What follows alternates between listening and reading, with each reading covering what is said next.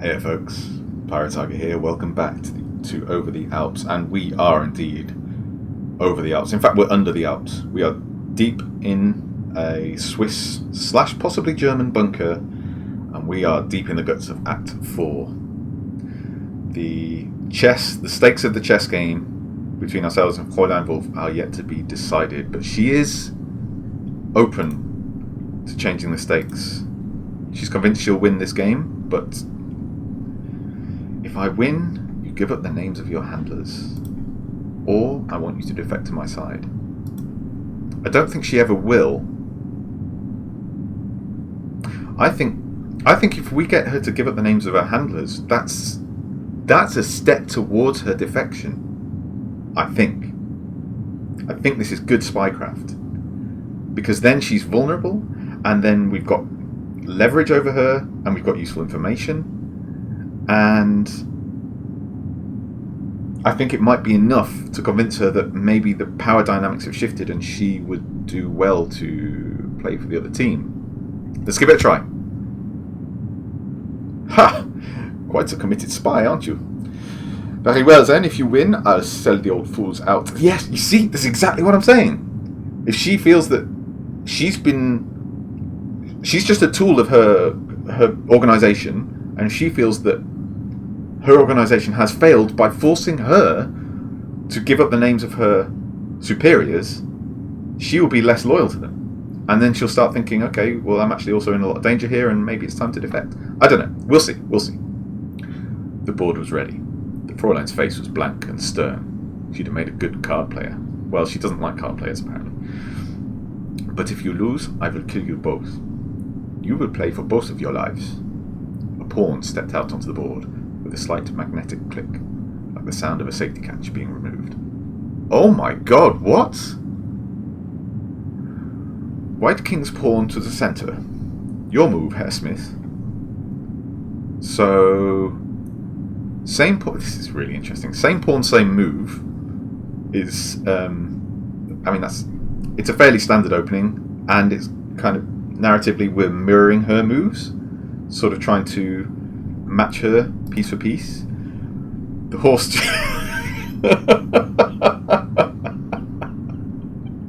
the horse to, out in front. It's also not a terrible response to that opening gambit, but yes. Horsey to the front. So this is either us going, actually we don't know how to play, we haven't got a clue, or it's us bluffing. I don't know which it's supposed to be. Maybe it's ambiguous deliberately, or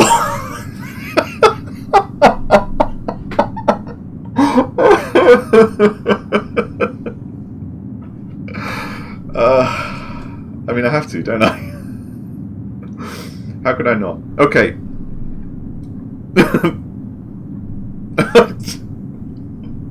This is hard. I like chess. This is painful for me to do. The goat one. Move that. The Fräulein hooted with laughter. Smith. Louisa quavered, suddenly afraid.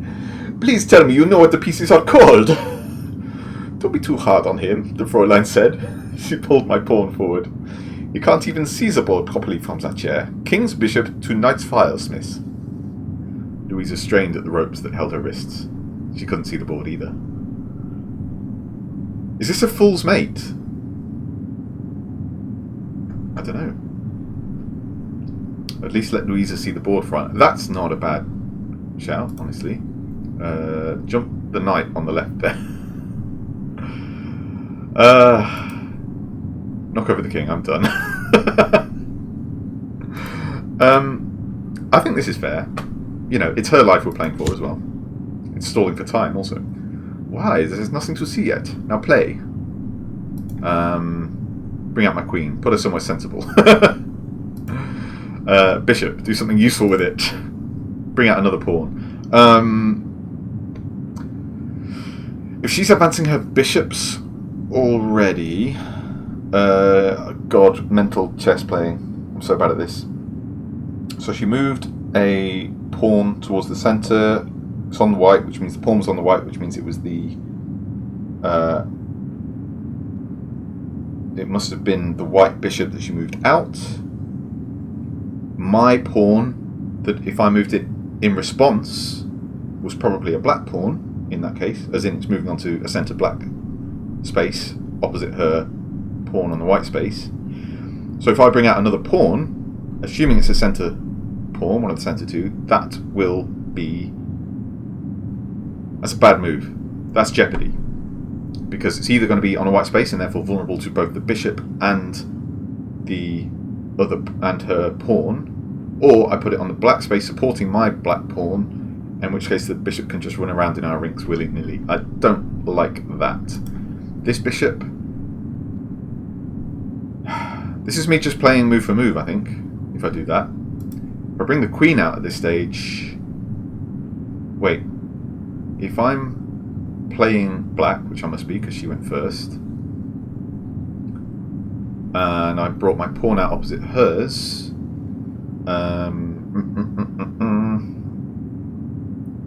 so my queen starts out on a white square if I'm black, and I moved my pawn from a black square, so I'll be moving around diagonally, putting her way out in jeopardy. It's probably a terrible move. Fine, let's go bishop. Except this might be sort of a narrative move. Do something useful with the bishop. Oh, fine. Let's just go with it. I would use this one. The Fräulein moved my piece, then quickly responded, advancing another of her pawns. There was no way I was going to win the game, Aubrey. I was playing in the dark. You must be wondering how we acquired this bunker, Wolf remarked casually, leaning back in her chair while she awaited my move.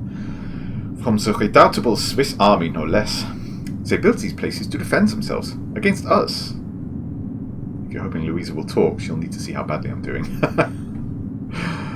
That's smart. You'll never get away with what you're doing here. That's dumb. Well, bring out my queen. Put her somewhere sensible. I think this is a good shout. A, it's stalling. B, it's another set of eyes on the chessboard. And C, it's more choices, more things going on. From chaos comes opportunity. The Fräulein considered this. All right, you can watch your companion fail. Pulling a knife from her belt, Wolf slit the ropes around Louisa's wrists. Hell yeah. Then she leant down, hovering the knife point in Louisa's face. But no talking. Louisa gave a tiny nod. Wolf returned to her chair. Still your move, Smith. So, bishop to near where my knight is. Protect the bishop with the knight. Advance the queen's pawn. Protecting the bishop with the knight sounds fun. You're sure? And I thought you cared for the girl. Very well then. Rubbing her wrists, Louisa approached the board. Her face quickly became a picture of horror. I know, said Fräulein enthused. He's simply useless, isn't he? Her knight leapt out into the middle of the board. Louisa clicked her tongue. But then, almost too quickly to notice, she held up her little finger, wiggled it, and looked sharply away. A moment later, she did it again. Little finger wiggled. She's telling me to move my pawn. Which pawn's this one? All right. Louisa was flashing me a sudden, unexpected smile. The Fräulein thought for a moment. She advanced another pawn. Louisa frowned. It was too generous of the Swiss, this gift of theirs, don't you think? Wolf remarked. They left it undefended, but it's well built, excellently positioned. Your left flank is exposed, by the way. Remarkable. Queen's pawn, bishop. I think we should stall for time, let Louisa think things through. You might be wondering what a good a base in the Alps is. Wolf rolled a captured piece between her fingers. You see, it's a good place for a back door. Wait, why did she have a captured piece? I must be missing something. She pointed down significantly. She stifled a yawn. Your move. Jump the knight on the left there, bring up my queen, put her somewhere sensible. I feel like this is Louisa. And we've already brought her out. The Fräulein played the move for me. Louisa nodded slightly. It must have been a good move. The Fräulein paused, then chose her move. Her bishop took mine. Superior tactics will always win the day. Bishop to near my knight is. Queen takes bishop. Heck yeah. She played the move. Louisa shook her head furiously, but it was too late to take it back. Damn it! The Fräulein fell silent. White's back line was clear enough to castle. Wolf brought her rook into play. I could see Louisa was thinking quickly, and she quickly held up 2 fingers crossed. Yeah. Knight forward somewhere? No. Advance the knight's pawn. This is a... I think this is the bishop. Possibly. As in, crossed... like the religious cross, you know, Christian symbol. That would make sense for the bishop. The Fräulein played the move for me. Very gently, Louisa nodded.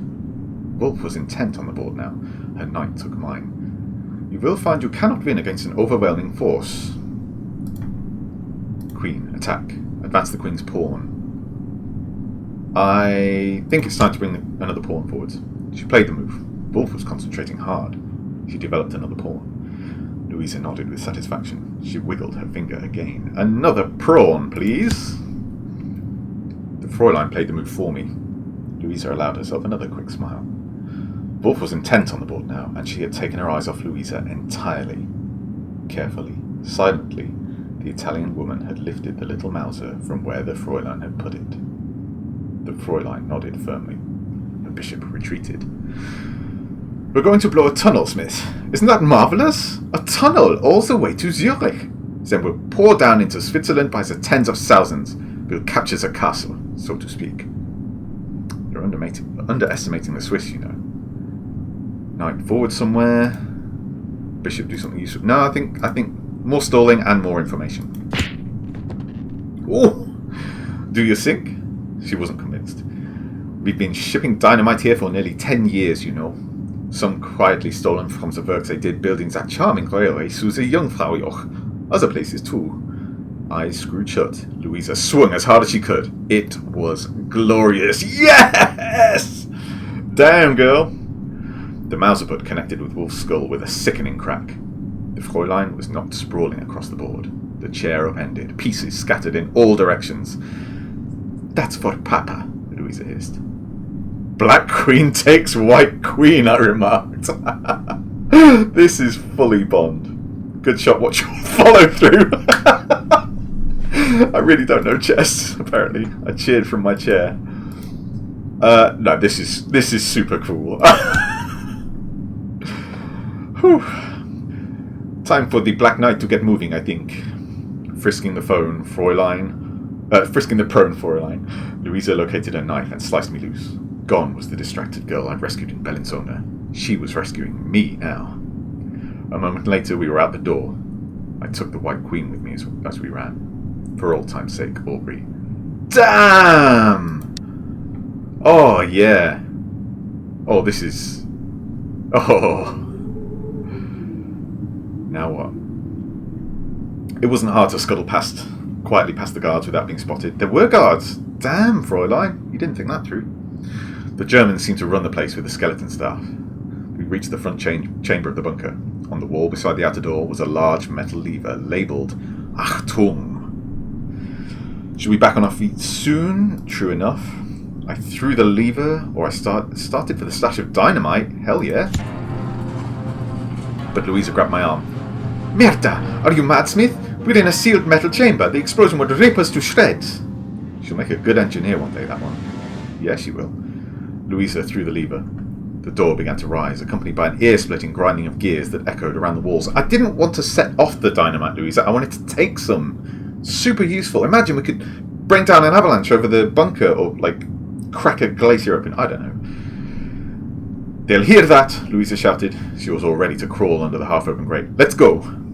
We needed something to even the odds. I agree with that. Outrunning armed guards on ice seemed impossible. Took the Mazda from Louisa and turned grimly to await the guards. No, we need something to even the odds. We need dynamite. I cast about the room and found a rack of rust bucket machines lined up in a corner under a tarpaulin. Louisa caught my blank expression. Snowmobiles, she exclaimed. My uncle repairs them in his shop. Quick! Oh, yeah. I jumped aboard and Louisa clambered on behind. Do they even still work? She knows. She knows. Do you know how to drive one? Don't. Dude, don't. This is the way. I mean, I think she should be driving, honestly, but... You have acquired Wolf's pistol again. Whoop! Louisa slid her arms around my waist as I turned the throttle.